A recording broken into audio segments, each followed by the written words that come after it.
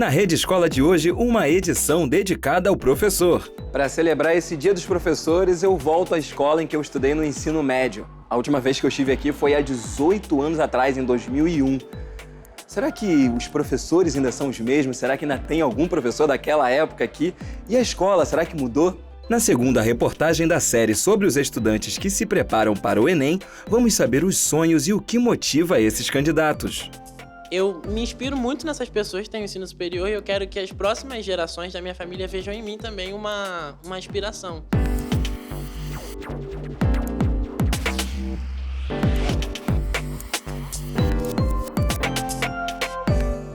No Brasil, o 15 de outubro é o Dia do Professor. Mas você sabe o motivo desta data ter sido escolhida?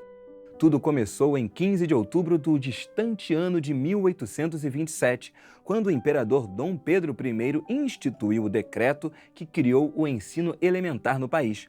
O decreto regulamentou o que deveria ser ensinado e também as condições de trabalho dos professores. Desde então, há mais de 190 anos, o professor brasileiro tem um dia especial só para ele. E tem novidade para o professor na TV Escola. O portal Conexão Escolas é o novo canal que os educadores podem acessar para ter mais uma opção de estudo e de conhecimento. São entrevistas, exemplos de boas práticas educacionais e trabalhos que ajudam a repensar o ensino e a aprendizagem. Tudo isso ao alcance dos dedos.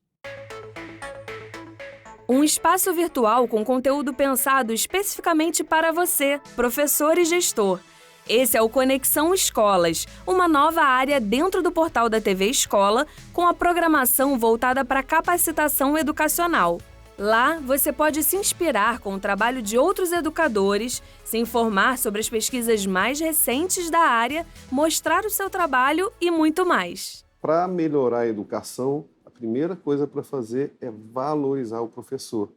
E esse canal aqui, um dos objetivos dele é mostrar as melhores experiências que tem no Brasil, porque às vezes um professor que está lá no interior, por exemplo, da Amazônia, ele vai nos dar uma ideia que a gente não sabe, não percebeu, não tem essa vivência, né?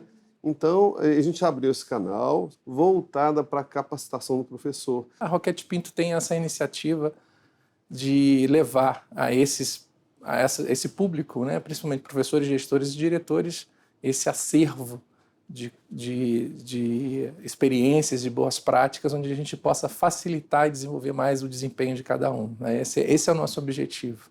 Para acessar, é só digitar tvescola.org.br/Conexão Escolas. O site é dividido em 5 áreas: entrevistas, em que especialistas refletem sobre o universo da educação; boas práticas, com experiências de sala de aula desenvolvidas por professores da educação básica; Minha Rede, um espaço para falar de gestão escolar; estudo e pesquisa, para conhecer trabalhos que ajudam a repensar a prática do ensino e aprendizagem; e Reconectando, em que vamos revisitar histórias de escolas e professores que visitamos há anos atrás.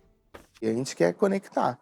A gente quer fazer com que haja uma rede, lógico que essa rede já existe, mas a TV Escola, eu acho que ela quer, mais uma vez, oportunizar outras redes, né? Fazer com que esses professores, né, de cada município do Brasil, de cada estado, conheçam uns aos outros, compartilhem suas experiências, só que agora a gente está ampliando, né? Ou seja, é quem está na academia pensando também, é o gestor público que está pensando novos projetos, ou seja, socializar todas essas informações para que a gente tenha uma educação melhor, que tenha uma educação de melhor qualidade, pensando desde o estudante, passando pelo professor, pelo gestor, pelo diretor de escola. Então a gente quer, como diz o próprio site, conectar as escolas e conectar todo mundo que está lá dentro. Você pode contribuir compartilhando a sua experiência.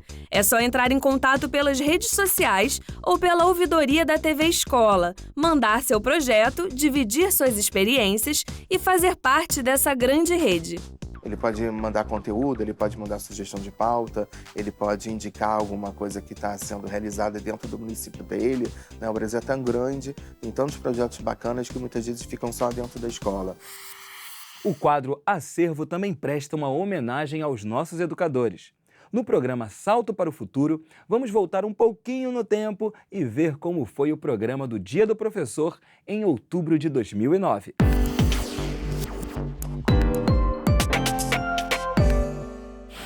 Apesar de ser uma das atividades mais antigas da história da humanidade, foi só no século XVIII que os professores foram reconhecidos como profissionais de ensino.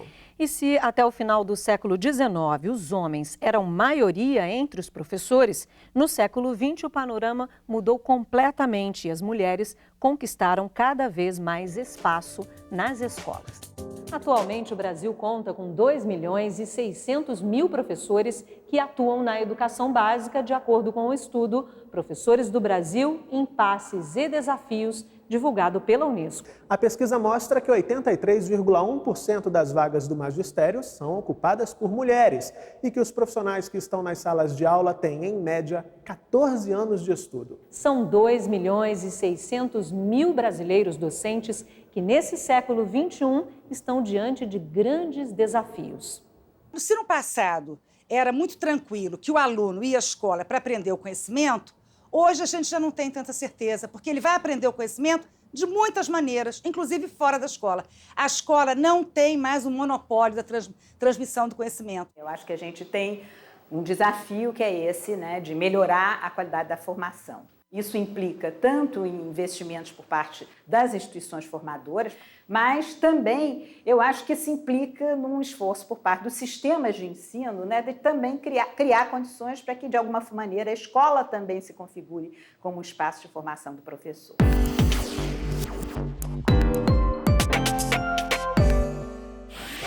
78 alunos de escolas públicas e particulares representando os 26 estados e o Distrito Federal. Uma semana vivendo o dia a dia da atividade parlamentar como se fossem deputados federais. Para chegar até aqui, os estudantes elaboraram sugestões de proposições legislativas e, a partir disso, participaram da seleção para jovens parlamentares. A gente quer fazer a aproximação da juventude com as discussões do que é política. Não só política representativa, mas a política nesse viés da democracia. Então, trazê-los até Brasília e mostrar como é esse funcionamento ajuda com que eles voltem para os seus estados e já trabalhem sobre cidadania, falem sobre cidadania nas suas escolas, com os colegas, de uma outra forma. Eles simularam a formação de partidos políticos, tomaram posse, elegeram a mesa diretora, os presidentes das comissões e elaboraram até pareceres sobre temas diversificados. O meu projeto fala sobre a implantação dos filtros nos bueiros de todo o território nacional, com o intuito de deixar ali os resíduos sólidos retidos para que a água das chuvas escoa com mais facilidade por eles, assim evitando os alagamentos, as enchentes, e contribuindo de maneira eficaz e efetiva com o meio ambiente. A iniciativa da Câmara dos Deputados acontece desde 2004. Representando Rondônia, Maiara é a primeira aluna do ensino de jovens e adultos, o EJA, a participar do Parlamento Jovem Brasileiro. Me sinto muito honrada e feliz por isso. Eu parei de estudar com 15 anos, foi quando eu engravidei. E aí, como que eu passava muito mal, eu não estudei mais. Porque aí depois, como eu sou mãe e pai, não tive apoio, aí eu cuido do meu filho sozinha. Aí não deu para me estudar. Aí depois eu voltei a estudar, parei e agora eu voltei de novo. As contribuições dos estudantes podem ser abraçadas por algum dos 513 deputados federais e virar um projeto de lei de verdade. É a certeza de que o aprendizado não para por aqui. É uma oportunidade, cara, que eu acho que única na minha vida. A gente consegue entender o trabalho dos deputados e conhecer, né, as diversas regiões e culturas daqui do país. Para o futuro acadêmico deles é muito importante. Muitos têm que ler história, filosofia, sociologia, para que eles possam conhecer esse projeto e desenvolver o projeto. Então, isso aumenta a gama de conhecimento deles, prepara muito melhor eles para o Enem, para toda a prova que eles têm agora no decorrer da vida.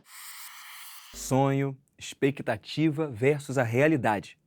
Na segunda reportagem da série sobre os candidatos que se preparam para o Enem, vamos saber o que motiva essas pessoas que têm como grande objetivo entrar numa universidade e fazer um curso superior. Sonhar é preciso, mas determinação é fundamental. Minha família deve ter mais ou menos umas 80 pessoas. Das 80, eu acho que umas 2 só têm ensino superior. Eu me inspiro muito nessas pessoas que têm o ensino superior e eu quero que as próximas gerações da minha família vejam em mim também uma inspiração. Os alunos do APES, um pré-vestibular social que funciona dentro do colégio de A a Z no Rio de Janeiro, querem ser o exemplo para gerações futuras. Na minha época, quando eu era mais nova, era uma coisa muito surreal, assim. A gente tinha um padrão para as faculdades, a gente tinha uma imagem. Aí quando você vê e você se coloca naquela posição e outras pessoas, né, crianças, podem te ver ali, eu acho que abre porta para outras pessoas, inspira outras pessoas. A gente consegue se imaginar naquela posição. Não é só assim um sonho. É uma coisa que você pode sonhar, mas você consegue se enxergar ali através de outra pessoa. O sonho de entrar para a universidade inclui o desejo de construir uma carreira que contribua de alguma forma com a sociedade, mostrando que esta geração de candidatos do Enem está conectada com as prioridades do país. Eu sempre falei que queria advogar na área do Instituto da Criança e Adolescente, o ECA. Mas aí, depois de um tempo, do nada eu comecei a me interessar por assuntos políticos. E dentro dos assuntos políticos veio essa coisa da Polícia Federal. E eu me interessei super e eu falei, eu quero tentar. Dentro da medicina, inicialmente eu pensava, claro, na parte financeira. Só que aí depois eu comecei a trabalhar com o serviço social e eu acho que dá para desenvolver também um trabalho social em medicina. E aí isso também é uma coisa que me inspira muito mais do que a questão financeira. Algumas histórias de sonhos realizados acabam atravessando gerações dentro do próprio curso pré-vestibular. Tem uma história que é muito marcante, é que na primeira turma do APES, em 2016, quando a gente fez o primeiro processo de seleção, uma aluna chamada Tarsila chegou para a gente na entrevista e falou: essa é a minha última chance, eu já tenho mais de 20 anos, se eu não conseguir agora, eu vou desistir de estudar e eu não vou estudar mais. Eu moro no Tabajaras, minha mãe entrega quentinha, eu vou vir para cá, vou entregar quentinha, se vocês me derem a chance, a gente vai conseguir, eu vou conseguir entrar na universidade. E a Tarsila foi a primeira da família dela a entrar numa universidade, não só numa universidade, como uma universidade pública, e ela estudou na FRJ. Outro programa da TV Escola em que o professor é figurinha fácil é o Hora do Enem. Em mais de 600 episódios, o programa que melhor dá dicas para os estudantes que se preparam para a prova conta com a presença de professores de todas as regiões do Brasil.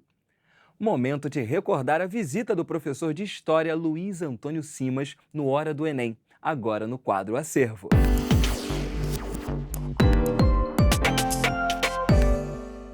Você foi o primeiro da sua família a entrar na universidade. Foi difícil? A rigor foi duplamente difícil. Primeiro, entrar na universidade pública, vindo de uma família que até então não tinha tido essa experiência. O Brasil tem uma certa cultura bacharelesca que acha que você tem que fazer, né? Ou, de repente, a engenharia, o direito ou a medicina. Então, optar por história, né? Vindo de uma família que ainda não tinha essa tradição do acesso à universidade.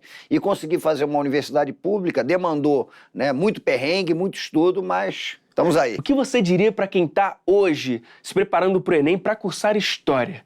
Vá em frente, até porque a História tem uma vantagem, é o curso que a pessoa faz porque gosta. Ninguém vai dizer que vai fazer História porque espera que o mercado seja uma maravilha, mas ao mesmo tempo, a gente consegue viver de História, sobretudo se a gente se preocupar, para mim, com duas coisas, é o conselho que eu dou. A gente tem que pensar no magistério, isso para a História é muito importante, mas é importante também a gente abrir a formação para a produção do conhecimento, para a gente trabalhar também com pesquisa. O fascinante na História é a gente perceber que a história se estabelece na instância do conhecimento que a gente produz a partir da pesquisa e também no fascínio, né, da gente exercer o magistério e poder falar dessas coisas, porque o processo de aprendizagem é sempre fascinante. Eu falo para crianças do ensino fundamental que têm interesse em conhecer a história do samba, eu tenho um projeto de aulas na rua, né, com o coletivo da Zona Norte do Rio de Janeiro, eu tenho uma interlocução boa com a universidade, né? Então, a rigor, eu não só continuo como professor,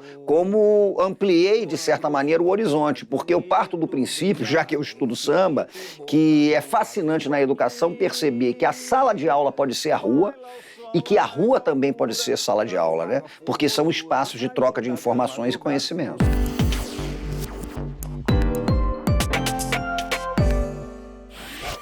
Oi, gente!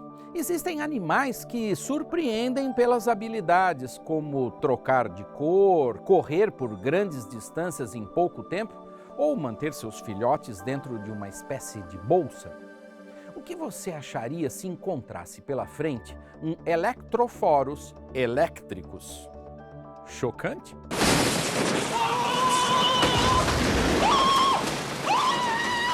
Com um nome científico que lembra tanto a eletricidade, já dá para perceber qual é o ponto forte desse animal. Estamos falando dos peixes elétricos, que na Amazônia são conhecidos como poraquês. O poraquê foi descrito pela primeira vez pelo naturalista sueco Carl Linnaeus em 1766. O que os pesquisadores descobriram mais de 250 anos depois é que existem 3 espécies diferentes desse peixe nos rios amazônicos, e não só uma, como se pensava até então. Apoiados pela FAPESP, pelo Smithsonian Institution e pela National Geographic Society, pesquisadores do Museu de Zoologia da USP mediram valores de 860 volts numa dessas novas espécies, contra valores máximos de 650 volts obtidos anteriormente. Apesar de voltagens tão altas, as correntes elétricas de um poraquê atingem até 1 ampere contra 10 a 20 amperes de uma tomada elétrica caseira. As correntes não são contínuas nesses peixes e eles precisam de tempo para uma nova recarga. O risco para humanos não costuma ser significativo. Os peixes usam esse recurso em caso de defesa ou caça. Um poraquê chega a ter perto de 2,5 metros de comprimento e a pesquisa mostrou que eles podem se comunicar reunindo mais de 10 indivíduos para afastar uma ameaça nesse choque coletivo. Melhor não colocar à prova, né? Até o próximo observatório. O programa Professor Presente foi criado para divulgar a prática pedagógica do professor. Vamos ver um trechinho deste episódio que mistura os ensinamentos de matemática e a importância de combater o desperdício de alimentos.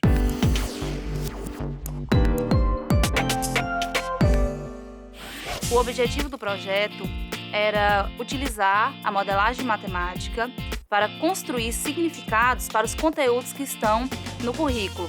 A ideia foi pegar um problema que faz parte do cotidiano dos alunos, que foi o desperdício de merenda escolar, estudar esse projeto e encontrar uma solução para ele. O projeto ele foi desenvolvido em 4 etapas. A primeira etapa foi a familiarização da situação-problema, onde foi proposto aos alunos um debate sobre algumas questões da merenda escolar, como a sua origem, como ela é distribuída, como é feito o gerenciamento desse recurso na escola, retratando também a sua importância e como ela influencia em sua aprendizagem. A segunda etapa, ela foi a matematização da situação-problema, utilizando o tratamento de informações para a coleta de dados, em seguida construindo tabelas e gráficos, partindo assim para a terceira etapa, onde nós analisamos esses dados e descobrimos qual a merenda era mais desperdiçada. E na quarta etapa, após discussões, estudos de textos e vídeos, um aluno ele propôs a produção de adubo orgânico. Então, começamos a estudar como se dava o processo de compostagem para a produção de uma merenda mais saudável. Ao perceber a motivação desses alunos no desenvolvimento de toda a atividade, foi possível entender que uma boa prática não está diretamente ligada a muitos recursos, mas sim um gerenciamento consciente dos que já estão disponíveis.